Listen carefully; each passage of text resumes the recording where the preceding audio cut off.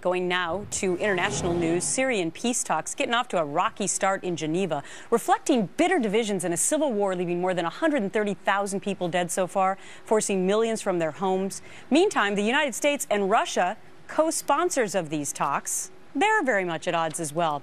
Further talks may be in jeopardy. Bret Baier is the anchor of Special Report. Good to see you, Bret. Hey, Gretchen. So where does President Obama factor into all of this? Because his Syria stance was ever shifting a few months ago. Yeah, you know, it's interesting in that New Yorker piece, the magazine piece, the president was asked about Syria and said that he thought that his decision was the right decision. It did not get the U.S. into another war, but he essentially said that the situation is not pretty in the Middle East and specifically Syria.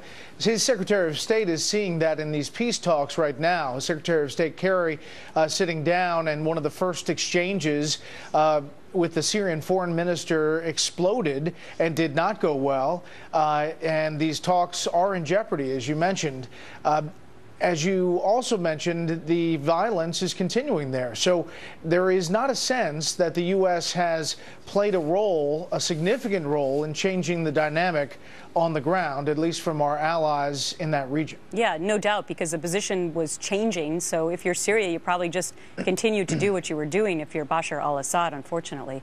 Meantime, John Podesta, the new White House advisor, who had to apologize a few days into the job, as you recall, Bret, for calling the GOP a cult worthy of Jonestown, continuing to put a sharper focus on the administration's agenda now with an eye on the ever-important midterm elections. So, Bret, it's pretty easy to see Podesta's fingerprints on trying to retain the Senate in 2014, right?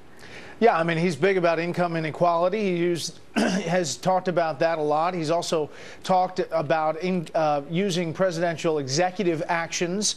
He did that in the Clinton administration, in the second term of President Clinton's administration, and thought that that was a good way to leave President Clinton's mark on history.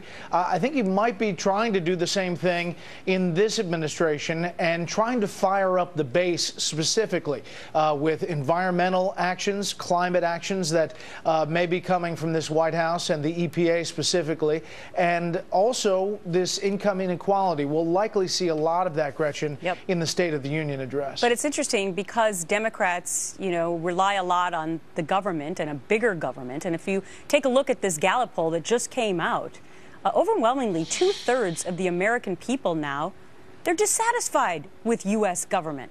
So how do you overcome that if you're President Obama? Well, that's the challenge. I mean, he has to tiptoe through the tulips here in that there are many people who, after the NSA situation, after the rollout of Obamacare, have a distrust that government can do big things.